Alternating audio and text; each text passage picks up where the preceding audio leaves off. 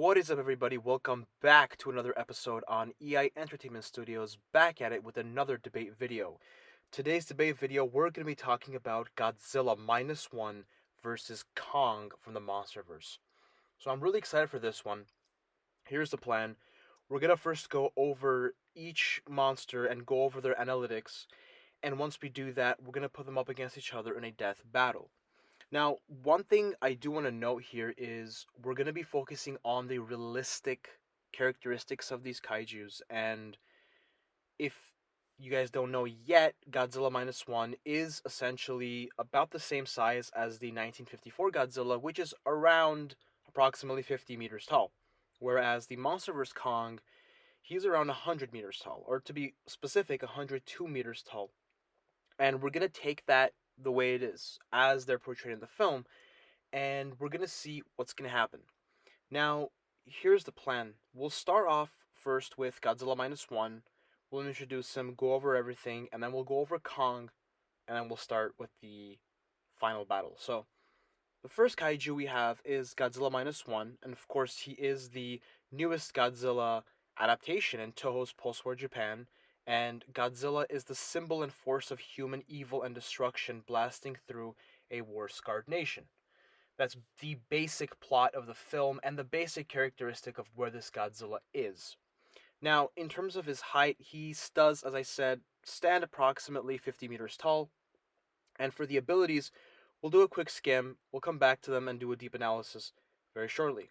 So, as follows, we have the atomic breath, we have withstanding from nuclear bombs, combat, tail whip, intelligence, and we have the Air Force. And I'll explain why I call it the Air Force pretty soon. Aggression is high, territorial is medium, and biome is earth. So I'll explain the aggression right after I go over the abilities now, as we just skimmed. So the first one is the atomic breath, and essentially that's the classic Godzilla ability. And by far, after I've seen this film now, I'll definitely tell you this is one of the strongest and most dramatic atomic breaths I've seen ever from a Godzilla.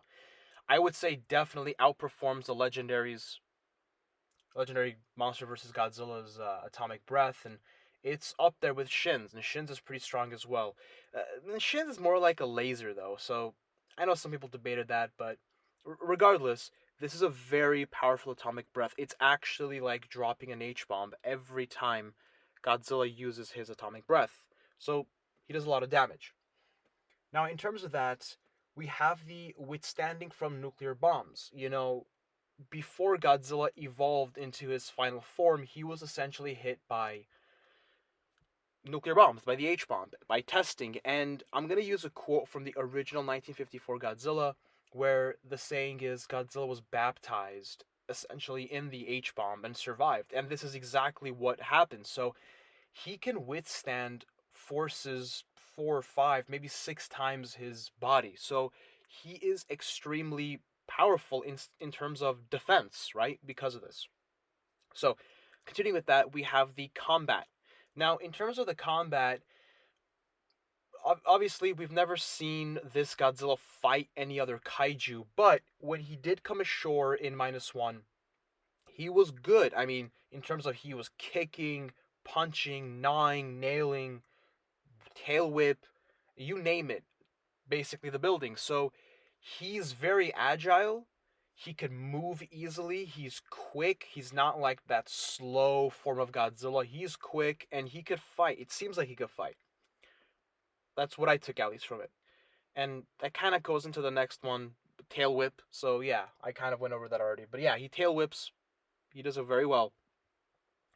He does seem intelligent. Now, I wouldn't say he's the most intelligent Godzilla, but he does seem intelligent to the form of knowing who he wants to fight, his opponents, what he wants to focus on. So he's not just an organism that just lives. He does have essentially, he's conscious, so he can think, and so he has some form of intelligence. Of course, when it comes to Kong, nowhere near it, but he does have some form of intelligence. Now, in terms of Air Force, I'm not referring to the Air Force like in the military, but in the end of the film, they essentially try dragging Godzilla down to basically destroy him with the air pressure. And so, in terms of forces from the air or the air pressure ability, he could withstand it to an extent before he finally, the pressure destroys him. But the main thing is, not every time he's going to be fighting a kaiju, he's not going to be essentially fighting with these forces. But the key of understanding is, it goes back to the H bomb. He can withstand pressures or weight above his body 10, in this case 10, 20 times. With the H bomb, six times, right? So it adds on. So he could withstand a lot of pressure. Okay. So again, with the aggression, because he's very territorial of his area. He wants fish to feed on, like Godzilla's. That's like basic the lore. Like people give him offerings, and he essentially leaves them alone. And when offering isn't there, he's aggressive and he's there to defend himself and to defend the place that he lives. So his aggression is definitely high. Okay, so that's going to be Godzilla Minus One in a nutshell. Now, in terms of Kong, so Kong, he's also known as the King of Skull Island, is a giant superspecies of ape that has grown to immense size. Now, from Kong Skull Island, where Kong was only an infant, he has fully grown now, making himself equal to the legendary Godzilla. Having super intelligent abilities and massive strength makes him a super threat to any Titan. And of course, Godzilla Minus One would be considered a Titan here.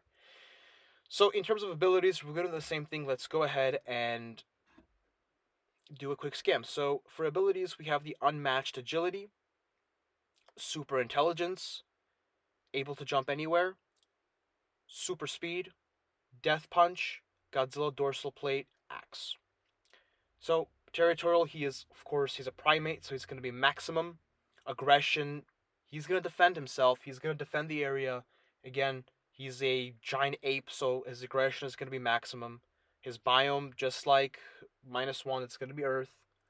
And now his height is going to be 102 meters tall. So he's a big boy. Okay, going back to the abilities. Unmatched agility. Kong is one of the fastest, quickest titans or slash kaijus that are in essentially the kaiju universe, right? So, and with his speed and his size, he's going to be quick. So he could jump, he could climb buildings, climb mountains, and ambush, and you name it. In terms of that, going forward, his super intelligence.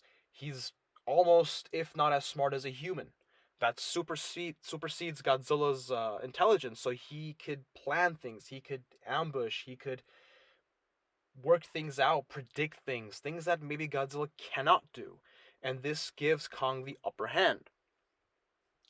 And this kind of goes again with the unmatched agility. He's basically able to jump anywhere because he's a monkey. Simple as that. And he's super fast. He can run very quickly. He does have a death punch, meaning he puts his hand into a fist and he punches you really hard. He could kill the opponent very quickly. And by far the most powerful ability, although, it seems like it's not going to be used as much, once Godzilla essentially gets his hands on it, but it's the Godzilla Dorsal Plate Axe, where when Godzilla uses his atomic breath, essentially the axe catches the atomic breath, and he could use it to charge it and hit Godzilla with it. However, that ability is not going to be effective in this debate because that dorsal plate is specifically for the MonsterVerse Godzilla, which would not basically, it wouldn't match the -1 Godzilla. So that dorsal plate, he could use it to chop up Godzilla maybe, but he's not going to be able to use it in terms of reflecting that atomic breath in. Okay, so that now sums up Kong. Let's put them up against each other in a death battle. So here's the plan. We're going to go close range and far range. We'll do far range first, and then we'll do close range to see within far range some of their abilities are lured out. Who could survive that? Within the close range, it's basically all-out war, and we'll see who could win that. Now, if it does end up being a tie, we'll go to overtime, but that's for a later issue. So let's begin with far range. Now, here are the rules. They have to be 700 meters apart, meaning there is no physical contact. Now, repeat this, 700 meters apart, no physical contact. meaning any ability that requires physical contact is essentially of no use in the far range battle. So starting off with Godzilla Minus One, his atomic breath will work, right? For far range, that's what it's meant for. The withstanding from nuclear bombs, the combat, the tail whip, those things. I mean, again, the withstanding is more of a defensive, so that doesn't really matter. But the combat and the tail whip are out because those require essentially physical combat. The intelligence is fine, and the Air Force, regardless if he's gonna somehow fight pressures against Kong, that could work, but it seems like it's gonna be useless. So in terms of the far range, Godzilla's gonna be coming in with the atomic breath and essentially his intelligence. For Kong, on the other side, the unmatched agility, the super intelligence, sure, he could use those in terms of kind of like moving around, but not in terms of physical combat. The jumping anywhere, again, in terms of far away, his death punch is going to be out, and his Godzilla dorsal plate axe, unless he wants to throw it, it's not going to come back to him. But in terms of reflecting the atomic breath, it's useless. So going in now, again, we do take into consideration Godzilla is 50 meters in reality in -1. Kong is 102 meters, so he is, if not almost double the size of Godzilla. So what's going to happen here, I think, within the far range is Kong doesn't actually have too many options here. Now, he does have options to essentially kind of evade Godzilla's atomic breath, but one thing I will note is he can use a dorsal plate to essentially defend himself against the atomic breath. The question is, will it withstand -1's atomic breath? Now, that's a bit of a question. We're not too sure. But in terms of the atomic breath, eventually, I think Godzilla -1's atomic breath is going to catch Kong in one of the jumps, one of the times he's trying to evade it, and his atomic breath, I would rate it at least 2 to 3 times the strength and the power of Legendary's atomic breath. So it's going to do triple the damage. And Kong may be big, but he doesn't have armor at all on his body. It's just thick skin, and that thick skin is nowhere matched at all to protect himself within that atomic breath blast. So being honest with you guys, in far range, eventually, although Godzilla's gonna be smaller, he will take Kong with the atomic breath. So we'll give 1-0 to Godzilla. Now, going into close range is a completely different ballgame. We're going to be very honest here, as we were with this last one. So Godzilla, again, we said is 50 meters, approximately. Kong is 102 meters. So Kong is double the size, basically. In terms of fighting face-to-face, Kong will dominate Godzilla. Both in terms of fighting, in terms of the death punch. I mean, I think the death punch is going to cause a lot of damage to Godzilla. A lot of damage. And the super agility, right? I mean, think about it. Think of Godzilla's legs and think of Kong's legs. Being double the size means double the speed. So he's going to be able to catch Godzilla. He's going to be able to throw Godzilla around. Now, granted, the atomic breath is going to do a lot of damage to Kong. I personally think that even with the atomic breath, Kong can eventually just smash -1. So I don't think Godzilla could win in close range in this sense, so I will have to give Kong the win for close range, making it 1-1. This means we're going to have to go to overtime. Now, for overtime, we put these things aside and we just go over pure abilities, and we're just going to rate them off of pure abilities, and we'll give one of the people a win, or in this case, one of the kaijus. So Godzilla's, again, he has the atomic breath, withstanding from nuclear bombs, combat, tail whip, intelligence, and the Air Force. In terms of Kong, he has the unmatched agility, super intelligence, able to jump anywhere, super fast, death punch, Godzilla dorsal plate axe. Honestly, from my perspective, we don't take size into consideration, we take abilities, and just the fact that Godzilla can withstand from the nuclear bomb, he has that air pressure force he could defend himself against to an extent, and the powerful atomic breath compared to Kong's abilities, I'm gonna have to give it to Godzilla. Overtime 2-1 to Godzilla. This is going to be my outcome. Obviously, you could debate me in the comment section below. Maybe you disagree with me, which is totally fine. Let me know in the comment section below. Also, I'm open to any requests for future videos.